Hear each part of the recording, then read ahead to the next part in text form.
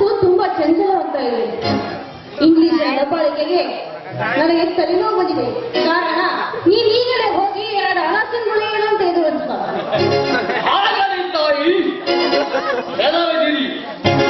ಬರಲಿ ಕೆಂಪು ಮಸಡಿಗಳು, ಅವರ ಮಾರಿಗೆ ಎಮ್ಮೆ ಸೆಗಣೆಯನ್ನು ಪಡೆದು ಕಳಿಸುವಂತವನಾಗುತ್ತೇನೆ. ಅವರಿಗೇನು ಗೊತ್ತು ಈ ಕನ್ನಡ ವೀರನ ಶಕ್ತಿ? ಬರಲಿ, ನಾವು ಈಗ ದಿನಾನು 3-4 ಬಾಟೆ ಟಾನಿಕ್ ಕುಡ್ದ ತಯಾರಾಗಿದ್ದೇವೆ.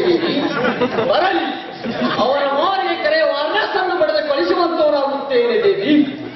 ಭಲೆ ರಾಯಣ್ಣ ಭಲೆ, ಮೆಚ್ಚಿದೆ ಈ ನಿನ್ನ ಕನ್ನಡ ಪ್ರೇಮಕ್ಕೆ. ಮಗಳ ವೀರವ, ಈ ವೀರಕುಮಾರನಿಗೆ 10 ರೂಪಾಯಿ ಚೆಕ್ ಬರೆದುಕೊಡು. ಸಿಹಿ ತಿಂದು ಕೊಕ್ಕಲಿ. ಅಪ್ಪಣೆ.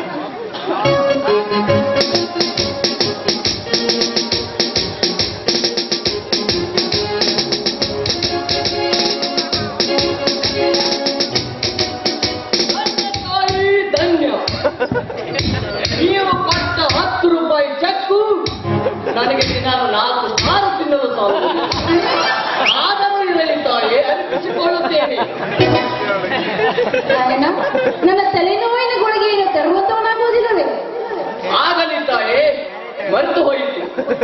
ನೀವು ಕೊಟ್ಟ 10 ರೂಪಾಯಿ ಚೆಕ್ಕಿನಿಂದ ನಾನು ಒಂದು ಹೊಸ ಸೈಕಲ್ ಅನ್ನು ತೆಗೆದುಕೊಂಡಿರುವೆ. ಅದರ ಮೇಲೆ ಹೋಗಿ ಪಟ್ಟಿಯಲ್ಲಿ ರವಿಯನಂತಕ್ಕೆ ಹೋಗಿ ನಿಮ್ಮೊಂದು ಅಳಸನ ಗುಳಿಗೆಯನ್ನು ತೆಗೆದುಕೊಂಡು ಬರುವೆ. ಯಾಕಂದ್ರೆ ಅವನಂತಕ್ಕೆ ಮೋಳ ಅಂತ ಹೇಳಿದ್ದಾರೆ. ತೆಗೆದುಕೊಂಡು ಬರುವಂತನಾಗುತ್ತೇನೆ ದೇವಿ.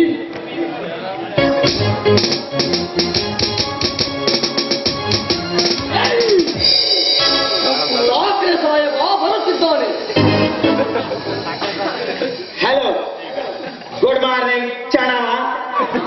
ಬರಬೇಕು ಸಾಹೇಬ, ಬರಬೇಕು. ಇಲ್ಲೇ ಕೂತ್ಬಿಡಿ. ಚಣವ, ನಮಗೆ ಕೊಡಬೇಕಾದ ಕಪ್ಪು ಕಾಣಿಗೆ ಇನ್ನೂ ಕೊಟ್ಟಿಲ್ಲ. ಇದು ತುಂಬಾ ಅನ್ಯಾಯ. ಯಾವುದು ನ್ಯಾಯವೋ ಸಾಹೇಬ? ನೀನಿಲ್ಲಿಗೆ ಬಂದಿರುವುದು ನ್ಯಾಯವೇ? ನಮ್ಮ ದೇಶಕ್ಕೆ ಬಂದು ನಮ್ಮ ದೇಶದಲ್ಲಿ ಕುರಿ ಕೋಳಿಗಳನ್ನು ತಿನ್ನುತ್ತಿದ್ದೀರಲ್ಲ, ಇದು ನ್ಯಾಯವೇನೋ ಸಾಹೇಬ? ಬಾಯಿ ಮುತ್ತು ಚಣವ. ನಮಗೂ ಚೀಟು ಬರುತ್ತದೆ. ನಮ್ಮ ಚೀಟು ಬಂದರೆ ನಿಮ್ಮ ರಾಜ್ಯವನ್ನು ನಿರ್ನಾಮ ಮಾಡುತ್ತೇವೆ. ಯಾರೋ ಕುನ್ನಿ, ಈಗಲೇ ನಿನ್ನ ರಕ್ತವನ್ನು ಚೆಂಡಾಡಿ ಬಿಡ್ತೇನೆ.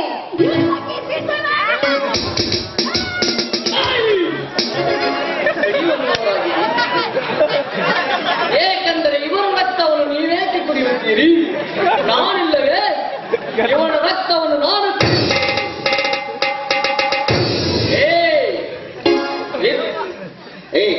ಕರಿ ಮೊಚ್ಚಡಿಗಳಾದ ನಿಮಗೆ ಈನು ಚೋಕು ಇರಬೇಕಾದರೆ ಈನು ಕೆಂಪು ಮೊಸಡಿಗಳಾದ ನಮಗೆ ಚೋಕು ಇರಬೇಕು. ಎಲೆ ಕೆಂಪು ಮೊಸಡಿ ನಿಗದಿಗೊಂಡಿಯೇ? ನಿನಗೆ ಎಷ್ಟು ಕಚ್ಚಿರಬೇಕು? ರಾಜ್ಯಕ್ಕೆ ನೀನು ಬಂದಿರುವೆ, ನಮಗೆ ನೆಷ್ಟು ಇರಬಾರದು. ಸಿದ್ಧಕ್ಕೆ ವೇತನಾಗು, ವೇತಕ್ಕೆ ಸಿದ್ಧನಾಗು.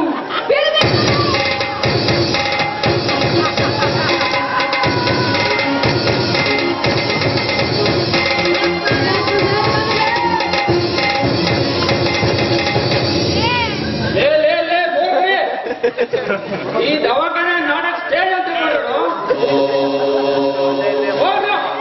ಯಾರು ನೆಲೆಗಡೆ ನನ್ನ ಮುಂದೆ.